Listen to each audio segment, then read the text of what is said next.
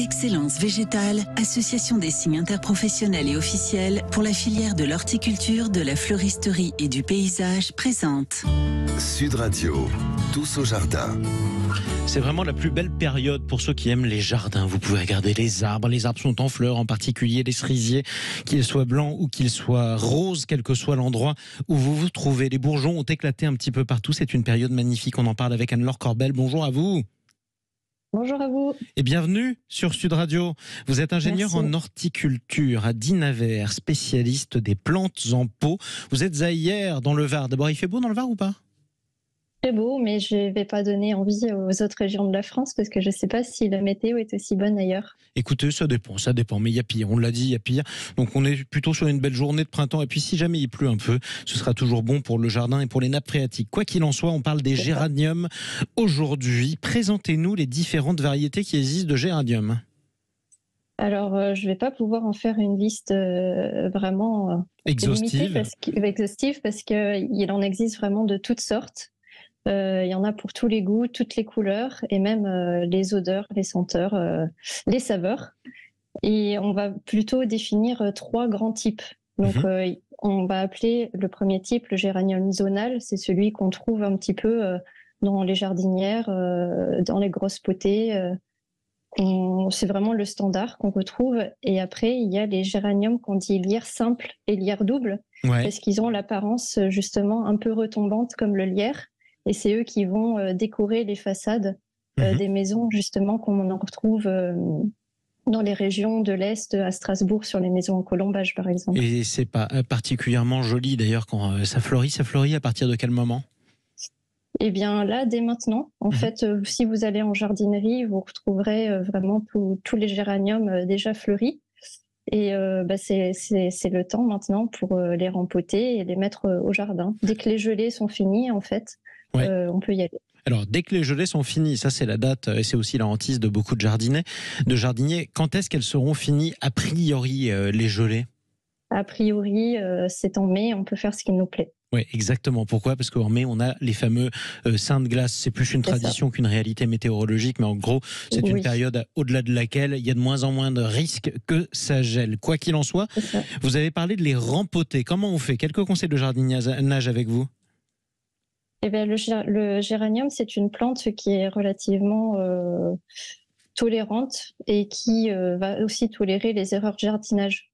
Donc, il n'y a pas vraiment de précautions à prendre. Il suffit de le rempoter dans un gros pot avec un petit peu de substrat bien drainé, un peu d'engrais, un bon arrosage et puis on le laisse faire sa vie. Exactement, on le laisse faire sa vie. Vous disiez, il est tolérant aux erreurs de jardinage. Quelles erreurs, par exemple ?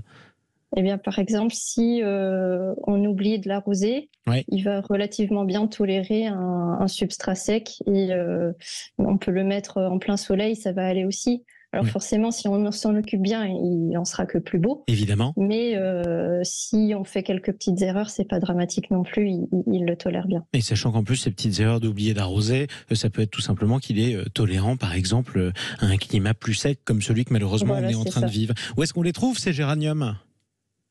Eh ben, vous pouvez les retrouver chez les producteurs de plants, à côté de chez vous, ou tout simplement en jardinerie. En jardinerie, c'est facile à trouver. Ça coûte combien en moyenne d'ailleurs ? Oui, c'est vraiment une plante très standard et le prix, ça va dépendre de la taille du géranium que vous prenez, mais un petit godet, ça va tourner autour de 2-3 euros, très accessible. Et puis si on passe à des grosses suspensions déjà bien fleuries, on est vers les 30 euros. Exactement. Parlons maintenant des labels, parce qu'il faut savoir s'y retrouver. Vous l'avez dit, il y a un nombre presque incalculable de différentes variétés de géranium, mais c'est le cas aussi des différents labels. C'est quoi la différence entre un géranium logique, traditionnel, et un géranium labellisé ? Eh bien, pour le géranium, il existe la certification label rouge, qui est connue du grand public, notamment dans l'alimentaire, et qui est une promesse en fait de qualité supérieure pour le jardinier qui l'achètera. En fait, en achetant un géranium label rouge, on saura que c'est un géranium qui a été produit selon un cahier des charges avec des conditions de culture bien définies et qui justement laisse le temps au géranium de se développer, de bien se ramifier et qui produira des fleurs de longue durée. Donc, c'est une bonne promesse. Et c'est plutôt une sacrée promesse. Tiens, on termine par un mot, Anne-Laure Corbel. C'est lesquels vos préférés ? Ils sont de quelle couleur ?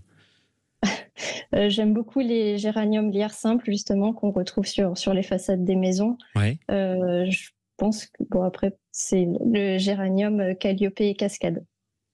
Exactement. Bah, écoutez, c'est parfait. Quelle couleur ? Rose.